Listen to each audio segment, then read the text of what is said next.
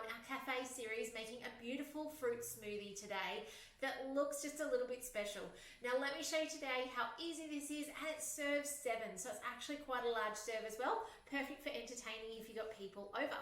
So it is on cookiedough.com.au. Let me hit start cooking and let's go. First thing you need is some mangoes. So here is our mangoes, and it does say frozen. You guys know I am not very good at being organized beforehand. Mine are not frozen. What I suspect this will mean is I won't get the necessarily beautiful layers that are in that dish. You know how the picture had the layers? I'm not sure I'll get them, but anywho, that's okay. I'm not that worried. I think it'll still be okay, and I think it'll taste phenomenal. So I'm just gonna roll with that. I'm a little bit short. That was 2 mangoes. Doesn't matter. Just go with what you've got. Okay, next up is fresh pineapple. I didn't have fresh, so I just got some tin stuff in juice. So not the syrup one, not with all that sugar, the in juice one. And I've kind of made up for that mango shortage with a little bit more pineapple.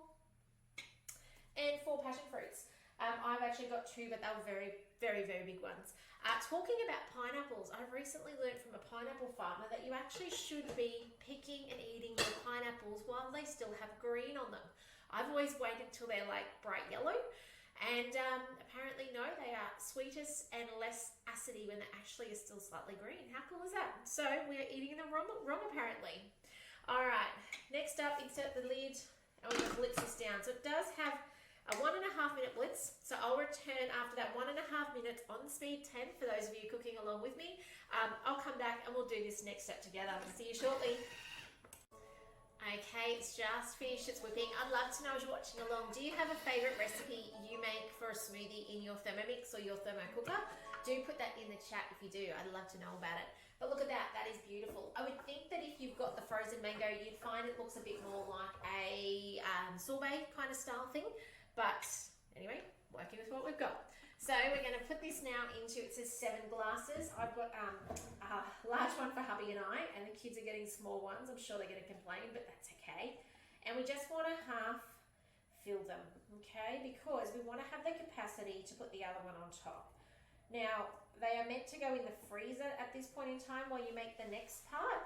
I'm just going to continue on with the recipe. And try not to make a mess. I've got the cute little yogurt jars up the back here for the kids from the mix shop. So they make perfect little snack size treats for the kids. We often use these for little milkshakes when they're out and about in the yard. Obviously using it for yogurt as well, so that's always nice. Now you don't have to clean out the bowl in this recipe, which I love.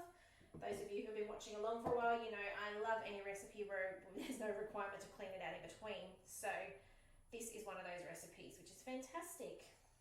Now, as I'm doing this, do remember to share this this video with anyone you know who has a Thermomix and needs inspiration, or anyone who needs the ease that Thermomix brings, you know, the freedom and the flexibility to make amazing food with ease.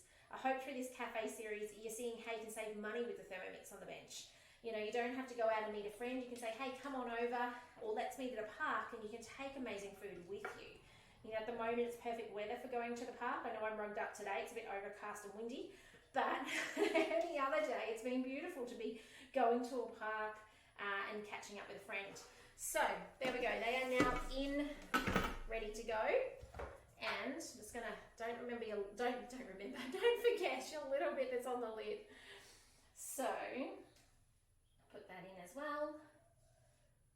And now we're going to move on to the beautiful pink topping. Now the pink topping has frozen berries in it. It says frozen strawberries. I've just got the good old classic mixed berries from the supermarket. That's what I'm going to use. I do have a tip here though about lemon juice. So just bear with me and we'll finish this off together. So 2 bananas cut into pieces. I've got my baby ones off my tree outside. So I've got 4 baby ones. They weren't anything flash, that's for sure, but they'll do the job. 300 grams of frozen berries. Strawberries. So this is where I've got the frozen strawberries. By the way, just a little special note on the frozen berries you get. I find they always put the most massive strawberries in the packet. If you're going to use these for something like juicing, it's probably not so bad today. We don't have a larger volume.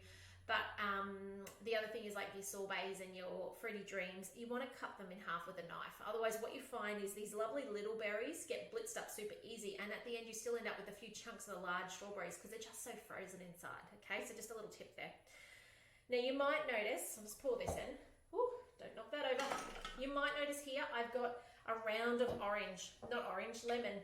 The next thing says 80 grams of freshly squeezed lemon juice. Now where I can, instead of squeezing my lemon juice, I actually put a chunk of lemon in, so long as they're going to blitz it in the next step.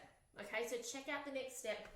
If it was going to be something where it's just mixing through, say it's a cake batter and it's requiring some lemon in it, then you've got to squeeze it. And I showed you tips in previous videos about using your spatula to squeeze, but when it's like this, that'll do. Now I am short, I just guesstimated and I cut the sides off it, but it'll be fine. Okay, it's gonna get blitzed down here with these frozen berries.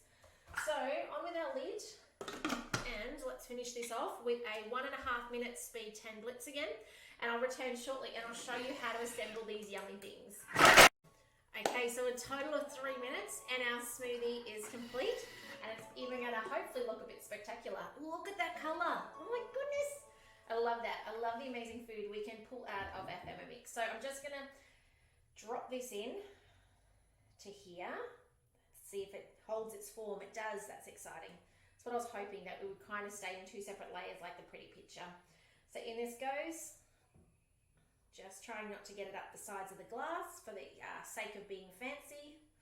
I don't normally do fancy. I like the idea of being fancy, I just can't do fancy.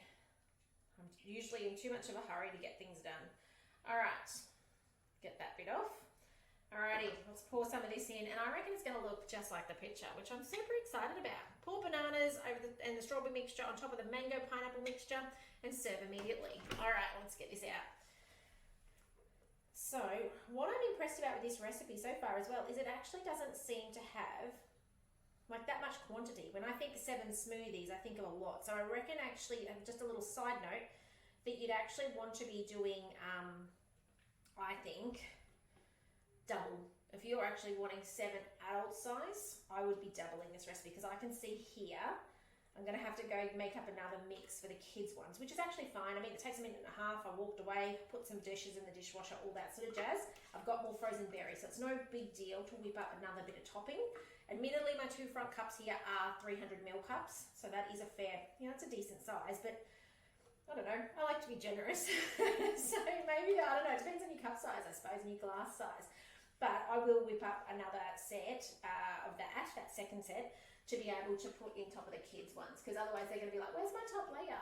So there's a little tip for the road, is if you are making this and you're actually hoping to serve a decent amount of people, I would highly suggest either being ready to do a second batch or just put in a second batch. So look at that. That is just a little bit fancy. So totally impressed with that. Highly suggest you give this recipe a go. It is a little bit fancy, but so simple. 3 minutes, handful of ingredients, and I reckon you could swap in other things. If you didn't like bananas, leave them out and just put more of the other ingredients in.